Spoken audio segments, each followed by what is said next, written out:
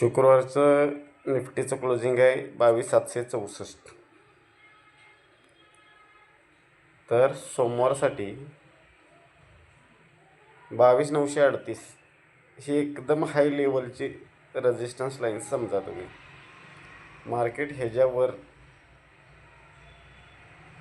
जाणार नाही किंवा सस्टेन होणार नाही माझ्या मते, कारण हा जो काही ऑर्डर फ्लो बनलेला आहे या ऑर्डर फ्लोमध्ये बेरिश ऑर्डर ब्लॉक आहे. पहिली गोष्ट हे मी का सांगितलं, कारण शनिवार रविवार सुट्टी असते आणि सुट्टीनंतर मार्केटमध्ये काय उथलपुथल होते ते कोणालाही माहीत नसतं. सोमवारी जर समजा गॅप अप ओपन झालं मार्केट, तर हा जो काही ऑर्डर फ्लोचा वरचा भाग आहे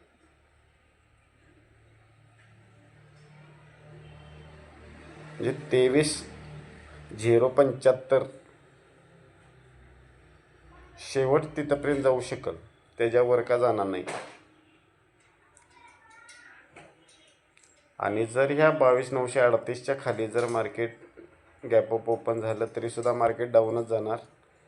आणि जर मार्केट शुक्रवारच्या सेशनच्या क्लोजिंगला किंवा त्याच्या खाली जरी ओपन झालं गॅप डाऊन तरीसुद्धा मार्केट खालीच जाणार.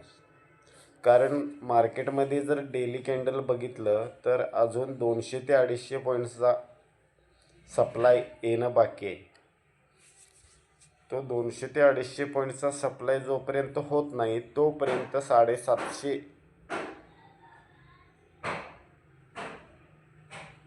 म्हणजे सांगायचा विषय बघा. आता इथं पहिल्या टायमाला ज्यावेळी सप्लाय आलं इथून इथं हा सप्लाय होता 1262 पॉईंटचा, साधारण 1200 धरा. नंतरनं जो काही सप्लाय आला तो इथून आला. हा सप्लाय किती होता? जवळपास 1400 पॉईंटचा. तर आत्ता जो सप्लाय यायला पाहिजे तो जवळपास 1600 पॉईंटचा सप्लाय यायला पाहिजे. आणि आता इथून जो काही सप्लाय आलेला आहे तो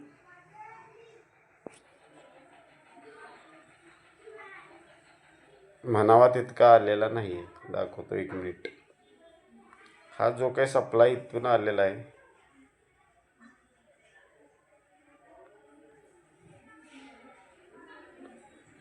हा साधारण 1200 पॉईंटचा आत्तापर्यंत सप्लाय आलेला आहे.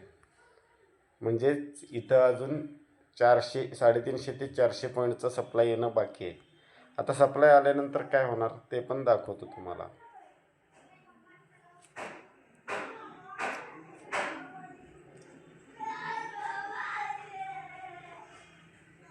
आता इथून जर तुम्ही चेक केलं तर इथं पहिल्यांदा 800 पॉईंटचा 750 पॉईंट 750 पॉईंटची डिमांड आली सप्लाय नंतर. नंतर इथं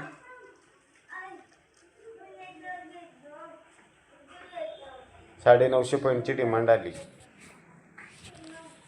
आणि आता काय होणार, ज्यावेळी निफ्टी आता 700 म्हणजे जवळपास 22,300च्या आसपास जाईल तर तिथून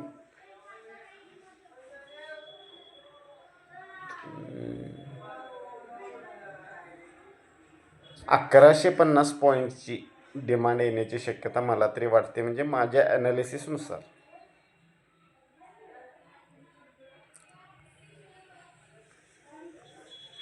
हे डेली कॅन्डलवर सांगत आहे मी. डेली कॅन्डल जर बघितलं तर अजून 350 ते 400 पॉईंटची सप्लाय येणं बाकी आहे. आणि 350 ते 400 पॉईंटचा सप्लाय आल्यानंतर मग 1150 पॉईंटची डिमांड येणं अपेक्षित आहे. कारण जो काय पॅटर्न बनलेला आहे, जसं की पहिल्यांदा 1200 पॉईंटची सप्लाय आली, मग 750 पॉईंटची डिमांड.